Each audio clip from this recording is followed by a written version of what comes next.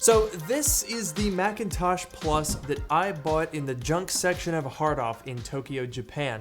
And while I was able to power it on in the store before I bought it, I haven't really had a chance to dive into this machine since then. But today that's what we're going to do. I have a power cord here, the one that came with it actually, that has traveled with me all these thousands of miles. And what we're gonna do today is figure out how to get this thing running. This is my first real vintage piece of Apple history, and from the looks of it, it does need a bit of work. One thing that you might have noticed in my Japan video is the screen. It's not quite in alignment. And another issue with this machine, as you might be able to hear, is the floppy drive. Something's not quite right. It's making a bit of a funny noise. You can kind of see that it's spinning. There's a bit of a buzzing sound. If we try to put a paper clip in here to hit the eject, you can kind of see something happening there. It moves up, but yeah, no, I'm not quite sure what's going on there. And if I take a floppy disk and go to put that in, it doesn't really fit. Something's off in this drive. So today we're gonna open up this machine and inspect it. I wanna see if it's been recapped or if it's, you know, on the brink of death here. Try to get that screen back in alignment and get the floppy drive working so that we can boot this machine up and use it. Ever since I bought this thing in Japan, I've been so excited to dive into it, and I have a lot more vintage content coming for you guys very soon. But first, today's video is sponsored by Caseku and their new Magic Stand case. This case combines new ultra protective materials with a groundbreaking kickstand design that doubles as a MagSafe compatible charging ring. It's a super clever design because it lays completely flush like a normal MagSafe case, but the ring pops out and allows you to prop your phone up in both portrait and landscape orientation. The cases also offer 2.5mm and 1.5mm raised bezels for the camera and screen, protecting it in the event that you drop your phone. Check out the link in the description below to learn more about Caseku cases and use my coupon code LukeMiani10 to save 10% off your order. And now let's get back to the video.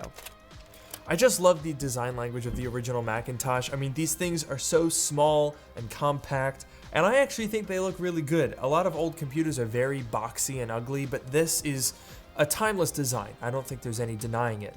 Now, this Macintosh Plus was the third of the original Macintosh line. There was, of course, the 128K, and then the 512K, and then this, the Macintosh Plus. And the first thing that we're gonna have to do here is open it up to get inside. And this being Apple, even though this was 40 years ago, they were still irritating. So it has this sort of handle integrated into the hinge. Very nice, very convenient. However, the screws to remove the back case are recessed all the way in there, which means that you need a screwdriver like this if you want to actually get this thing open, because you have to dig all the way in there. It's a good like 8 inches recessed in here just to get to the screws. All right, that's those taken care of. Then we have 2 more screws here on the bottom by the rear I/O. And of course, this is Apple, so there's a 5th hidden screw, inside this battery door, and man, that battery is smoked. That's got to come out. Holy moly. Gosh. Oh. That is a big, oh my God, it's completely covered in crust. Hopefully that didn't do any damage, but there's definitely quite a bit of corrosion inside this battery hole. Okay, there we go. And right, so if we turn the machine around, you'll probably very quickly notice quite a bit of rust inside, and that is not what we want to see. So let's go ahead and take out the logic board and we can examine a little bit further. Now these things are pretty easy to take apart actually. We have this little cover over the back of the board that should just pull right off. And then we disconnect the floppy drive and our power over here.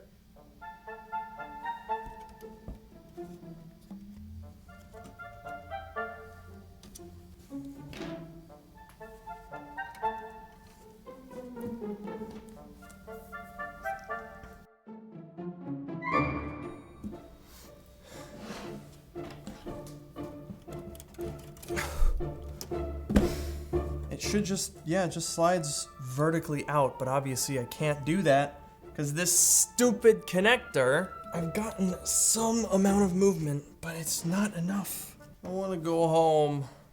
I don't want to do this anymore. Oh, it's moving. Oh my gosh. I finally got it. This connector, it's the devil's work. I'm telling you. The devil himself designed that connector. Let's get this board out. Look, see, now it's all easy, right? Not even a screw. Just happens to just pop right out. And yeesh. This is very dirty. There's a lot of cap residue on the bottom here, but I suspect a lot of that is because of this whole mess over here. But there's no caps in here that look sufficiently exploded to have caused that. The likely cause of this is a mixture of being stored with some sort of moisture near that area, as well as probably the contents of the PRAM battery. But whatever the case may be, I decided to focus on cleaning our logic board to make sure that no damage has been done. And fortunately, everything looks pretty good here. All of the dust and rust came right off, and it looks like this board doesn't really have that much wrong with it. These early Macs before the SE30 don't have the same type of electrolytic capacitors that really like to leak everywhere, so things look pretty good. So next, I turned my attention to cleaning up some of this residue. Most of it just flakes right off, which really does lead me to believe that there is some battery acid in here. You can also see a lot of that green corrosive stuff. Really gross. But anyway, let's move on now to the floppy drive. That's what we're really here for. We need to see if we can resurrect this thing. Now, removing it is pretty simple. There's just 4 screws that hold the floppy drive bracket in place, and with that, we can remove it straight up out of the machine. Now, curiously, as soon as I removed the drive, I noticed this weird little metal clip that was left behind in the bottom of the case. Keep this in mind as it's going to be important. But first, let's get a closer look at that floppy drive. There's just 4 screws that hold it in place, and we can remove the housing from on top. And immediately you're gonna notice, ooh, that's quite a bit of dust coming out the front. Take a look at this thing. It is super duper nasty in there. So I grabbed my brush and started getting rid of all of that dust and grime and grease. But then I noticed something. Take a look over on the right. You can see there's a little metal clip in that switch, but there isn't one on the left. I think we finally found our culprit. Now, what these switches do is detect when a disk is inserted in the drive, and then also detect whether that disk can be written as well as read. When a floppy disk is writable, you'll notice it has this little hole in the bottom left corner. That means that when it's inserted, it won't press this switch, which tells the drive it is okay to write to that disk. And fortunately for us, this clip went back in no problem, and you can see the switch now actuates, which means that we'll actually be able to write to this drive. I love how intricate and mechanical these drive assemblies are. So we're going to take our brush here and clean out a lot of the old grease, because I noticed that this mechanism for ejecting the disk was a little bit jammed. But having cleaned everything out and inserting a disk a few times to make sure that we can get all of the grease out, things are looking pretty good. And it's really, really beautiful the way that this thing mechanically snaps down when a disk is inserted and ejects it when you push one out. It's all mechanical, and it looks really, really cool. So with the drive eject and seating mechanism now nicely lubricated, I turned my attention to the eject motor. This is probably the source of the weird buzzing that I was hearing, as there's a gear in this thing that is just absolutely made of cheese, and it just completely disintegrates. And sure enough, after removing that bottom cover on the assembly, you can see that there's one gear that does not look as bright and white as the rest, and sure enough, a bunch of the teeth have snapped off. That is our culprit right there. Look at this gear. It's just completely disintegrating, so we got to get that out. After lifting off that middle gear, I used some tweezers to pull this bottom gear out, and even in doing so, the teeth were snapping off. This thing is literally just made of a wheel of gorgonzola. I don't know why. I even grabbed a screwdriver and just crushed it into tiny pieces. That's how weak these gears are. In fact, they're so weak that someone is making replacements for them, so I ordered a 3-pack for 20 bucks. Now, I decided to reassemble the machine without this gear, and what that's going to mean is that the automatic eject functionality won't be working, but we can still manually eject and at least test if the drive works. So we'll put everything back together. Okay, so now that we've got our little detection clip back in place and we've taken the gross gorgonzola cheese wheel out of the Macintosh Plus, let's go ahead and give it a test. Connect it to power. Still chimes, so at the very least I didn't break anything. But now is the big one. Before I couldn't even get a disc in here. So let's see what happens. That sounds good. Oh, we've got a, oh! Happy Macintosh! Welcome to Macintosh! Oh, it's booting really fast! Oh my gosh, we're in!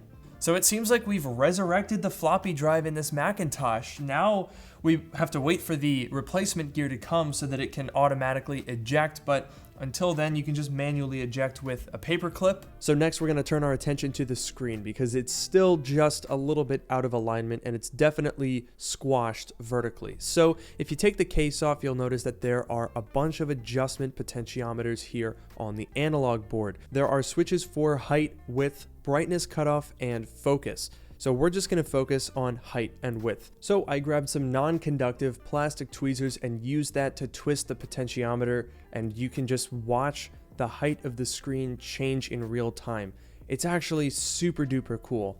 Now, unfortunately, the width one does not appear to be working. Probably what's going on here is, since this machine is really old, the capacitors in the display that control these things are probably not as strong as they used to be. And most likely the capacitor that's controlling our width is not really responding. So unfortunately, we're just gonna have to leave it as is.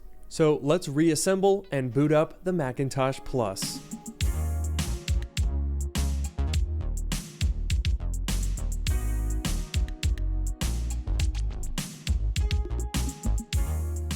So there we go. We've got the Macintosh Plus in working order and I'm over the moon. I mean, just look at this thing. It's so classic and iconic, and I'm really glad that it's able to work after all these years.